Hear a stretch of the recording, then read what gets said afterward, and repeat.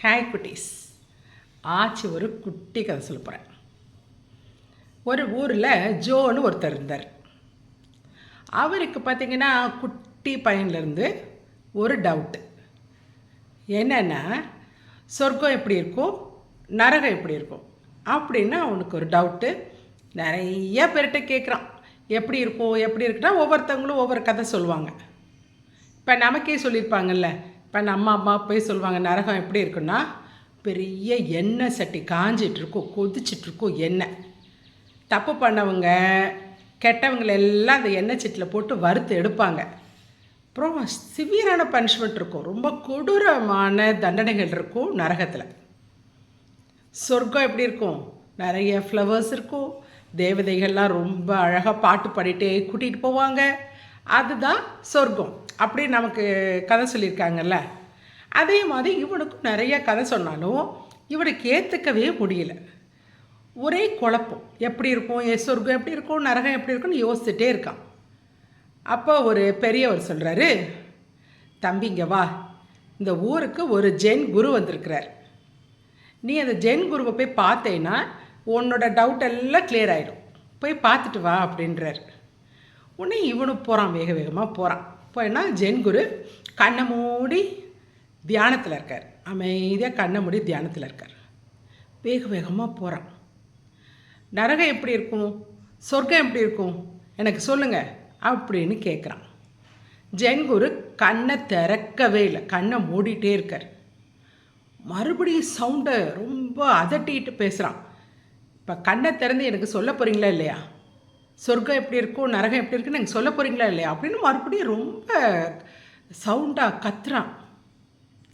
அப்பையும் ஜென்குரு அமைதியாக இருக்கார், கண்ணவே திறக்கலை. உனக்கு ரொம்ப கோவம் வந்துருச்சு, இப்போ நீங்கள் சொல்ல போகிறீங்களா இல்லையா, இப்போ கண்ணை திறந்து எனக்கு ஆன்சர் பண்ண போகிறீங்களா இல்லையா அப்படின்னோடனே ஜென்குரு மெதுவாக கண்ணை திறந்து பார்க்குறார். பார்த்துட்டு, டேய் முட்டாளே, நீ முட்டா பையனா, காலையில் குளிக்காமல் ப்ரஷ் பண்ணாமல் பல்லு விளக்காமல் ஒரே நாறுது, இப்படி வந்து இவ்வளோ நாதத்தோடு இங்கே வந்து கத்திக்கிட்டு இருக்கியே, ஏன்டா அப்படி கத்துற அப்படின்னு கேட்குறாரு ஜென்குரு. இவனுக்கு ஏற்கனவே கோபம், இன்னும் கோவம் வந்துருச்சு. இன்னும் கோவந்து டபார்னு வால் எடுத்து ஜென்குரு கழுத்தில் அந்த வாழை வைக்கிறான். இப்போ எனக்கு ஆன்சர் சொல்லணும்னு வச்சுக்கோ, கொன்றுவேன் அப்படின்னு சொல்லிட்டு வாழை வைக்கிறான். ஒன்று ஜென்குரு சொல்கிறாரு, இதுதான் நரகம் அப்படின்றார். இன்னும் டக்குன்னு வாழை எடுத்துறான்.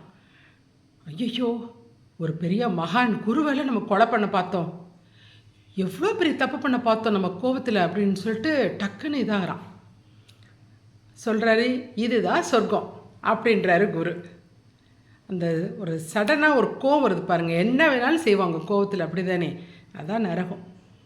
அந்த தப்பை உணர்ந்துட்டோன்னு வைங்களேன், ஒரு அமைதி வருதில்ல, அதுதான் சொர்க்கம் அப்படின்னு சொல்லிட்டு அவனுக்கு புரியுது. குரு என்ன சொல்ல வராருன்னு அவனுக்கு புரிஞ்சிருச்சு. உடனே குருட்ட மன்னிப்பு கேட்குறான். ஒன்றும் கிடையாது, சொர்க்கம் நரகம்லாம் நம்ம செத்ததுக்கப்புறம் ஸ்பெஷலாக ஒன்றும் மேலெல்லாம் கிடையாது.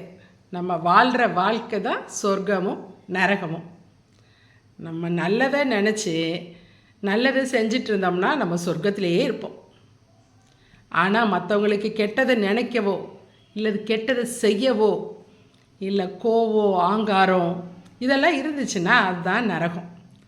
அந்த மாதிரி மனுஷங்களை பார்த்திங்கன்னா சந்தோஷமாகவே இருக்க மாட்டாங்க, அவங்க முகமே காட்டி கொடுத்துரும், ஒரு மாதிரி இறுக்கமாக இருப்பாங்க, அவங்க முகமே நல்லா இருக்காது. ஏன்னா அவங்களால யாரை பார்த்து மனசார சிரிக்கக்கூட முடியாது அவங்களால. அதுதான் நரகத்தில் இருக்காங்கன்னு அர்த்தம் அவங்கெல்லாம்.